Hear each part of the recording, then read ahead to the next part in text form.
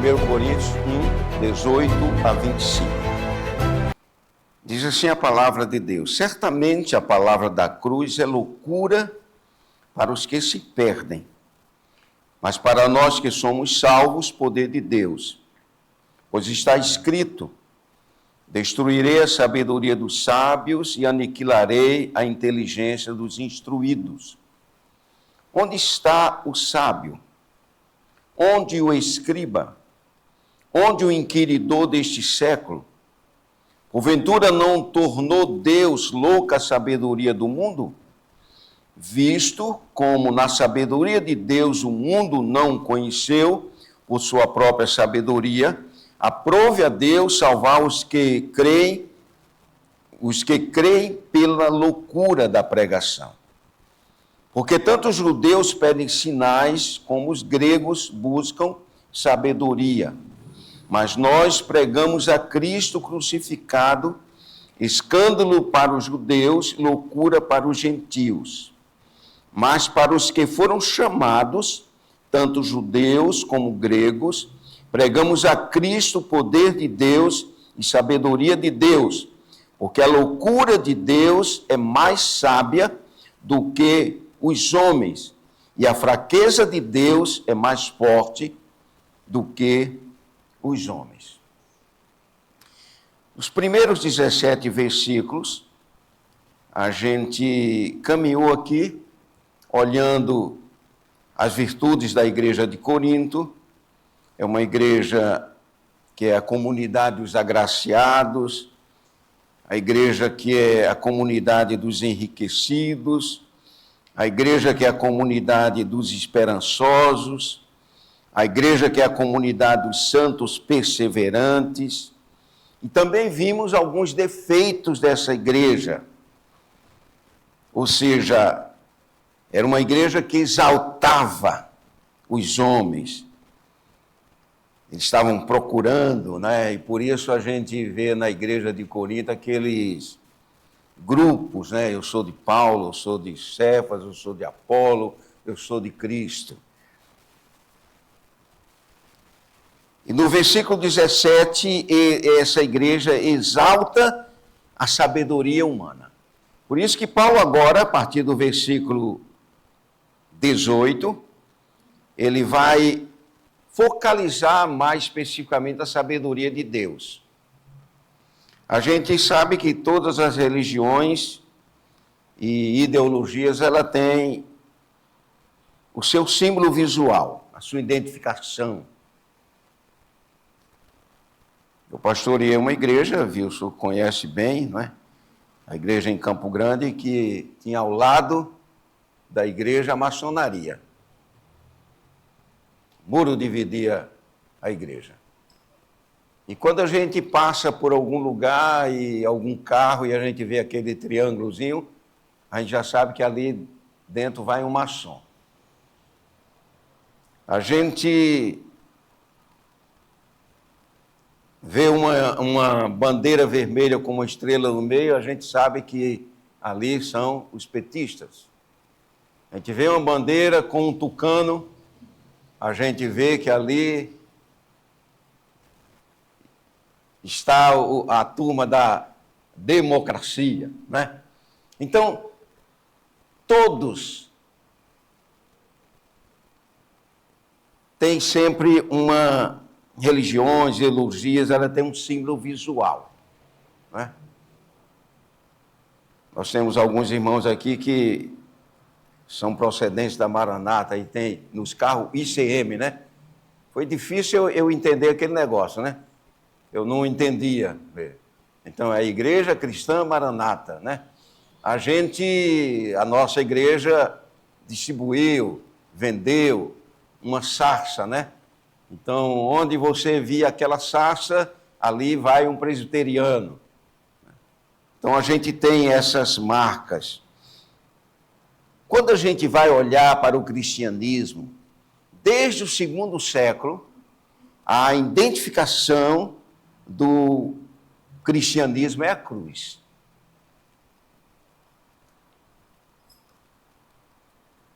Essa era a marca que identificava a igreja evangélica. A cruz foi tirada da igreja evangélica por uma perseguição de um imperador brasileiro, que ele chegou, ele era católico romano, e ele não queria a cruz na igreja evangélica.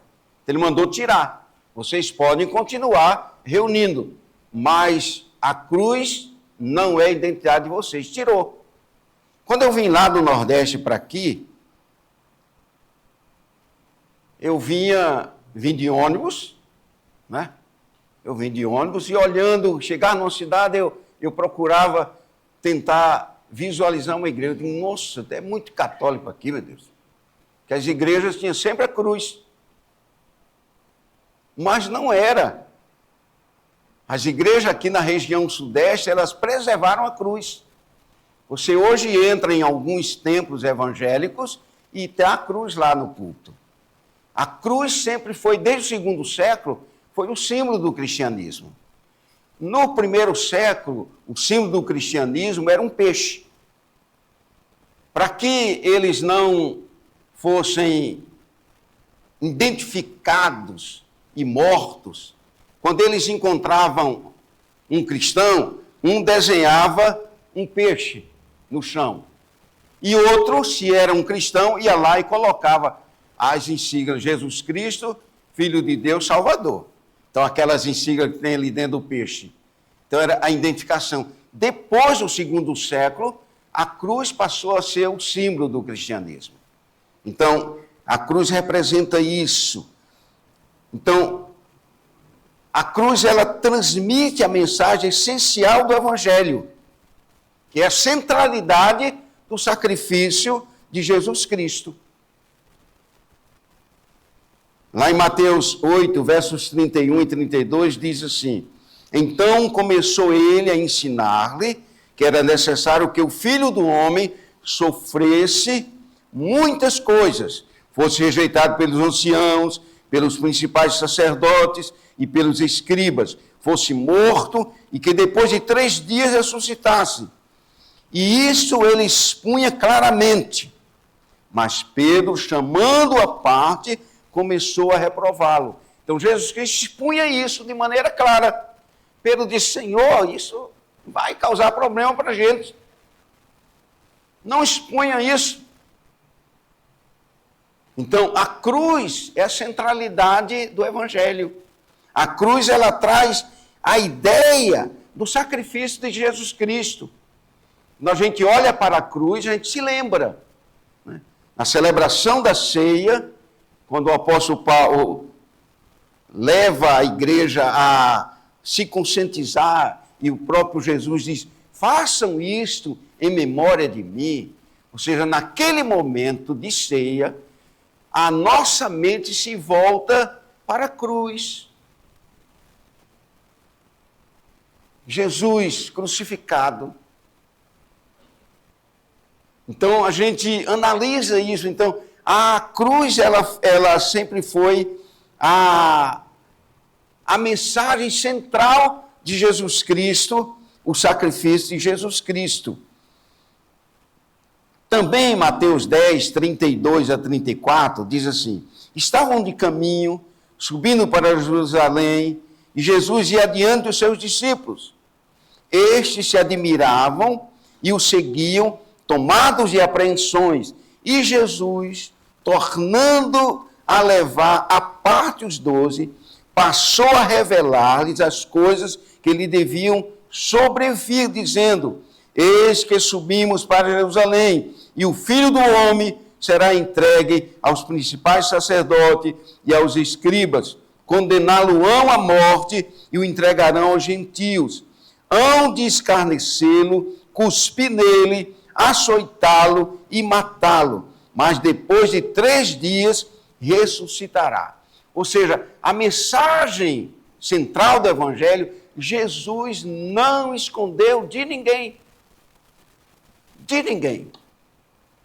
Então, quando nós olhamos para a cruz, a gente visualiza o sacrifício de Jesus Cristo. Então, Jesus, ele veio morrer na cruz e cumprir a Escritura. É isso que Marcos, lá no capítulo 14, 21, diz assim: pois o Filho do Homem vai, como está escrito, a seu respeito. A palavra de Deus escrevia isso. Então, o apóstolo Paulo, aqui escrevendo à igreja de Corinto, ele começa a mostrar a eficácia do evangelho. Nós não podemos pregar um evangelho descentralizado da cruz. Então, a cruz traz para a nossa mente que é lugar de sofrimento, lugar de perseguição, lugar de humilhação. Jesus Cristo deixa isso claro. E a gente vê hoje um grupo de evangélicos reclamando das perseguições. Esse é o evangelho. Jesus Cristo expunha isso de maneira clara. E o apóstolo Paulo vai expondo isso. Então, Paulo definiu o evangelho como a mensagem da cruz. Mensagem da cruz. O seu ministério como pregação do Cristo crucificado. Quando a gente olha aqui, a gente começa rapidamente a não crer nessa pregação da teologia da prosperidade. Que a teologia da prosperidade apregoa hoje? É que você, quando é convertido, você não vai ter mais dificuldades. E a turma começa a dizer assim: você não é mais cauda, você é cabeça. Já ouviram isso? Quando a gente olha para a palavra de Deus, a gente vê totalmente diferente. O apóstolo Paulo começa aqui, a igreja de Corinto, revelar que o evangelho é a mensagem da cruz. O seu ministério era a pregação do Cristo crucificado. Por isso que a gente ouvir uma mensagem, um sermão, que não direcione para Jesus, é um discurso, é uma informação, é um fato histórico. Mas o evangelho é a mensagem da cruz. O evangelho é a mensagem da cruz. E a cruz é a sabedoria de Deus. A cruz é a sabedoria de Deus.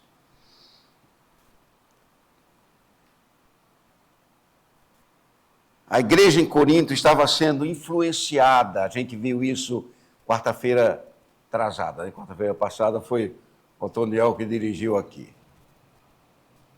Quarta-feira atrasada a gente viu que a igreja de Corinto estava sendo influenciada pelas filosofias da época. Muitas coisas estavam entrando na igreja. E a igreja estava sendo influenciada. Isso estava gerando divisões e imaturidade. Eu acredito nisso, eu acredito naquilo. Estava gerando isso no meio da igreja. Então, Paulo começa a mostrar a eles o poder da pregação de Jesus como o crucificado. Ou seja, quando você prega Jesus crucificado, ele é muito maior do que oratória e filosofias. É como... Fale, meu irmão. Pastor, baseado nisso aí que o senhor está falando, aí o apóstolo Paulo mesmo disse: qualquer um outro que não pregar outro, projeto que não seja esse, seja anátema. Anátema. Maldito. Né? Se vier um evangelho que não seja a mensagem da cruz, considerado anátema. Então, o apóstolo Paulo começa a mostrar aqui o poder do evangelho. A gente... Foi domingo passado, né, na escola dominical, que o presbítero Marcos falou aqui a respeito da parábola do semeador. É a gente sair com a convicção de que nós estamos com o poder da pregação. O Evangelho é o poder de Deus. É a dinamite do Senhor. O texto no original, o poder, é dinamite.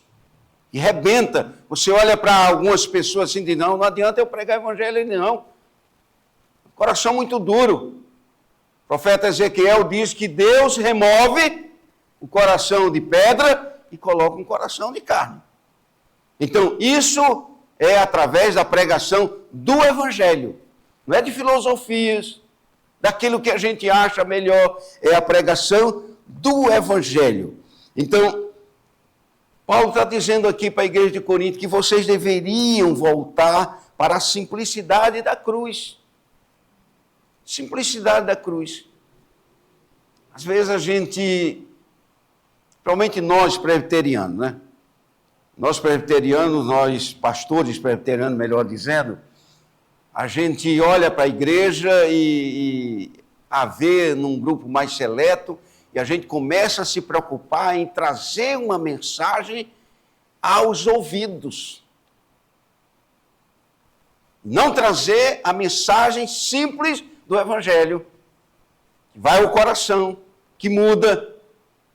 Não significa que eu vou deixar de estudar e vou pregar aqui num português totalmente que causa problema a você ouvir, português mal colocado. Não é isso, o apóstolo Paulo está falando da simplicidade do Evangelho.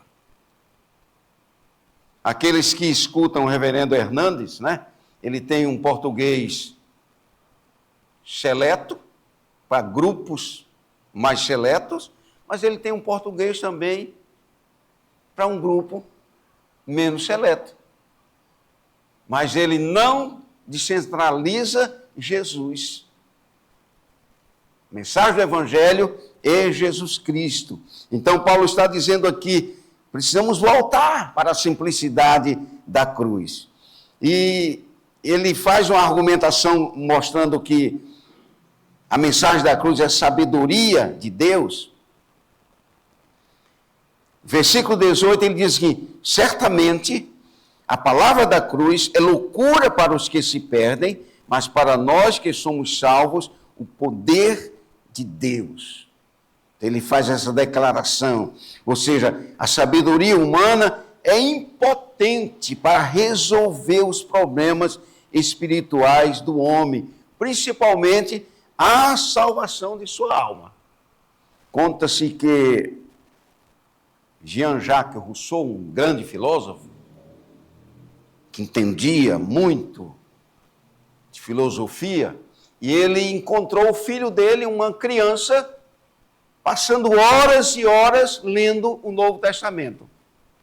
E ele pegava aquele Novo Testamento para ler e disse, meu Deus, por que meu filho passa tanto tempo aqui olhando e eu não entendo nada? É isso que Paulo está dizendo aqui. A mensagem da cruz, ela tem esse poder. A sabedoria humana é impotente para resolver os problemas espirituais do homem, principalmente no que diz respeito à salvação de sua alma. E por isso, ele destaca no versículo 21, olha aí, visto como na sabedoria de Deus, o mundo não o conheceu por sua própria sabedoria, aprove a Deus salvar os que creem pela loucura da pregação. Lucas registra lá em Atos 13, 48, que pregação foi anunciada e muitos ouviram, se regozijaram, mas somente creram aqueles que foram destinados para a vida eterna. Somente. Ou seja, somente aqueles que o Espírito Santo de Deus abriu os entendimentos dele, é que eles acreditaram na mensagem da cruz. Então é isso que o apóstolo Paulo vai dizer, está dizendo aqui, a sabedoria de Deus é mais poderosa que a sabedoria humana. Ou seja, somente a cruz pode resolver os problemas da alma humana. Somente a cruz. Não é o sinal da cruz. Que a gente vê algumas pessoas fazendo o sinal da cruz diante de algumas situações, achando que esse sinal é que vai salvar. É a mensagem da cruz. É o Cristo crucificado. Cristo ressurreto. É isso que Paulo está dizendo aqui. A sabedoria de Deus é mais poderosa que a sabedoria do homem. Mas ele destaca também, versículo 19, quando ele diz aqui, pois está escrito, destruirei a sabedoria dos sábios e aniquilarei a inteligência dos instruídos. Ou seja, a sabedoria de Deus, ela triunfa sobre a sabedoria humana. Sabedoria de Deus. Então, quando ele está dizendo isso aqui, Paulo está se referindo ao que aconteceu com a nação de Israel. Está lá em Isaías, no capítulo 29, verso 14, quando ele diz assim, ó, continuarei a fazer obra maravilhosa no meio deste povo. Sim, obra maravilhosa e portento, de maneira que a sabedoria dos seus sábios perecerá, e a prudência dos seus prudentes se esconderá. Então, Paulo está se referindo a esse momento. Quando ele fala que a sabedoria de Deus triunfa sobre a sabedoria humana, quando ele diz, destruirei a sabedoria dos sábios e aniquilarei a inteligência dos instruídos. Ele está se referindo, tratando-se dessa citação lá do profeta Isaías. E alguns irmãos da igreja de Corinto, eles estavam no mesmo caminho de Israel, achando que a sabedoria humana era o suficiente para eles. E a gente precisa estar muito atento a isso, querido. O apóstolo Paulo diz que as muitas letras nos fazem delirar. Às vezes nós queremos muito mais sabedoria humana do que a simplicidade do evangelho, da cruz. E a gente precisa ter muito cuidado com isso. Né? Estava dizendo para Renan, cadê ele? Ele estava aqui? Ah, está ali. Dizendo para Renan, a gente precisa olhar para alguns teólogos do passado, como Sproul e tantos outros, e olhar o momento em que eles estavam, o momento que eles estavam vivendo. Às vezes as interpretações que eles dão de alguns textos dizem respeito ao seu contexto de vida. E a gente precisa olhar para isso. Não pegar a interpretação dele e trazer para o nosso tempo como verdade absoluta. E é isso que Paulo está dizendo aqui à igreja de Corinto, né? Sabedoria, o povo de Israel estava caminhando nessa direção. E ele diz assim, destruirei a sabedoria dos sábios, aniquilarei a inteligência dos instruídos. Não é que Deus está condenando eu me aperfeiçoar, não é isso. É quando nós queremos colocar nossa sabedoria acima da mensagem da cruz. Isso que Paulo está dizendo. Não que a gente deixe de estudar. Eu me lembro quando eu cheguei a pastorear Campo Grande, a maioria dos jovens estudavam o 2º grau e parava. Não queria mais estudar. E eu chamei a atenção deles. Vão estudar, gente. Vão estudar. Porque se vocês estudarem, vai me forçar também a estudar. A gente vai se acostumando com o auditório que ouve tudo e aceita tudo, e aí a gente vê tantas coisas acontecendo no meio da igreja evangélica. Deus não está condenando o meu estudo, você se aperfeiçoar, mas eu não posso colocar o meu conhecimento acima da mensagem da cruz. É isso que Paulo está dizendo aqui. Em Isaías 30, versos de 1 a 5, diz assim, ai dos filhos rebeldes, diz o Senhor, que executam planos, que não procedem de mim, e fazem aliança sem a minha aprovação. para acrescentarem pecado sobre pecado, que desce ao Egito sem me consultar, buscando refúgio em Faraó e abrigo à sombra do Egito. Mas o refúgio de Faraó se vos tornará em vergonha, e o abrigo na sombra do Egito em confusão, porque os príncipes de Judá já estão em Zoã, e os seus embaixadores já chegaram a Anis.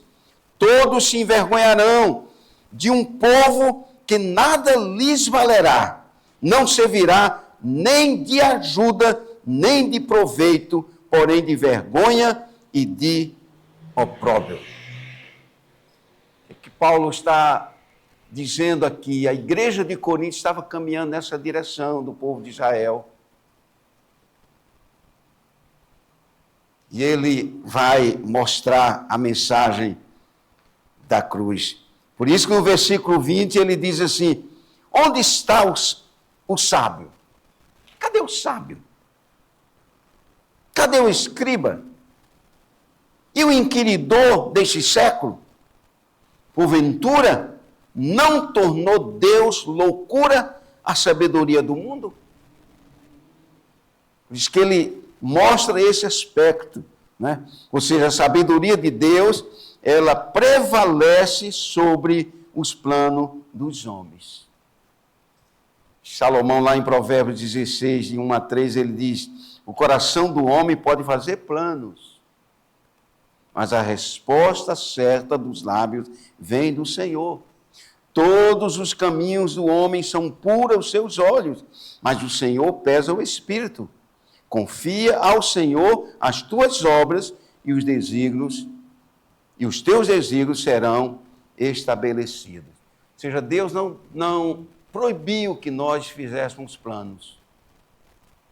O grande problema, eu dizia para esse menino, que eu estava com ele conversando há pouco, quando ele evocou o livre-arbítrio, eu disse: é uma confusão no meio evangélico, com livre-arbítrio e princípio volitivo. Livre-arbítrio nós não temos para a salvação, é graça de Deus. É Deus que vem sobre nós. É Deus que nos elege, é Deus que nos escolhe. Não há livre-arbítrio para a salvação. Mas Deus deixou liberdade. A psicologia chama de princípio volitivo. De escolher. Não é bom para mim aqui não.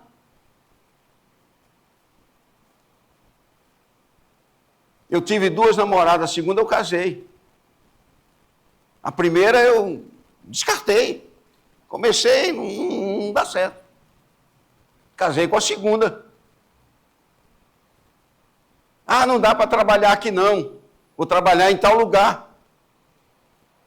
Esse bairro para eu morar também não dá certo. Isso é princípio volitivo. E a palavra de Deus está dizendo aqui para a gente: o coração do homem pode fazer planos, mas a resposta certa dos lábios vem do Senhor. Todos os caminhos do homem são puros aos seus olhos, mas o Senhor pesa o espírito. Ou seja, quando Deus vem profundamente ao nosso coração, a gente reconhece que às vezes nós estamos tomando decisões para o nosso eu. Para o nosso eu. Para aquilo que eu quero, para aquilo que eu acho melhor. E aí o apóstolo Paulo vai falar a respeito da sabedoria de Deus, ela triunfa sobre a sabedoria humana.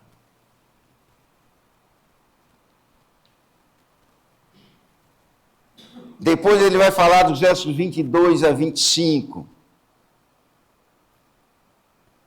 Porque tanto os judeus pedem sinais, como os gregos buscam sabedoria. Mas nós pregamos a Cristo crucificado, escândalos para os judeus e loucura para os gentios. Mas para os que foram chamados, tanto judeus como gregos, pregamos a Cristo, poder de Deus e sabedoria de Deus. Porque a loucura de Deus é mais sábia do que os homens, e a fraqueza de Deus é mais forte do que os homens. O que é que Paulo está ensinando aqui à igreja de Corinto?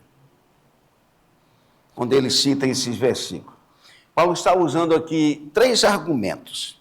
Primeiro, a sabedoria de Deus revelada por meio da pregação do Cristo crucificado. Ou seja, essa mensagem não atende às expectativas carnais dos que ouvem a mensagem. Os gregos queriam sabedoria e os judeus queriam sinais miraculosos. Estamos vendo isso hoje?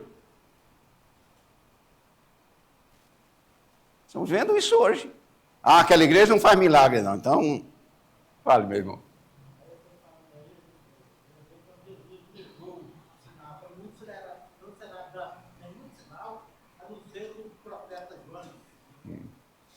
Então, Paulo está condenando isso. Os judeus só iam acreditar na mensagem dele se houvesse sinais. Os gregos era cultura. Era cultura. E aí ele diz aqui, de maneira clara para a gente, né, que a sabedoria de Deus, ela frustra a arrogância humana. Ela frustra a arrogância humana. Ou seja, a mensagem da cruz, a simplicidade do evangelho, frustra muitas vezes a arrogância da gente. A gente quer uma coisa e Deus faz outra. Deus manifesta de outra forma. Ou seja, os gregos estavam querendo sabedoria, os judeus queriam sinais, mas todos estavam sendo contrariados nas suas expectativas. Segundo, a cruz de Cristo não é o que o homem deseja, mas é o que ele precisa. A mensagem da cruz não é aquilo que a gente deseja, mas é aquilo que a gente precisa. Paulo vai dizer, a sabedoria de Deus é compreendida somente por aqueles que foram chamados eficazmente. Ou seja, graça eficaz. Você não rejeita a graça eficaz. Chamado de Deus, quando Ele chama, você vai. Então, Paulo está dizendo aqui que a sabedoria de Deus, revelada por meio da pregação do Cristo crucificado, ela não vai atender aquilo que eu desejo, mas ela vai realizar aquilo que eu preciso. Não aquilo que eu desejo. Você deseja sofrer? Você deseja ser humilhado? Você deseja passar por perseguições? Não, você deseja, né? Como a gente vê aí, um carro do ano. Eu estava ouvindo um vídeo, um áudio, melhor dizendo, do Edir Macedo. Misericórdia. Você crê nesse negócio de salvação pela graça? Fique na sua. Não vá condenar a gente que crê no sacrifício, que a gente continua fazendo sacrifício, fazendo isso, fazendo... Você crê no Evangelho da Graça? Fique na sua. Ou seja, não atrapalhe a gente. A mensagem da cruz, ela é o poder de Deus. É graça de Deus sobre nós. Por isso que o apóstolo Paulo, lá em Efésios, capítulo 2, diz, pela graça sois salvos. Isso não vem de vós.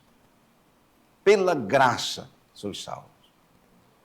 Não vem de nós para que nenhum de nós possa se gloriar, se vangloriar. Um dos pontos principais da reforma foi graça.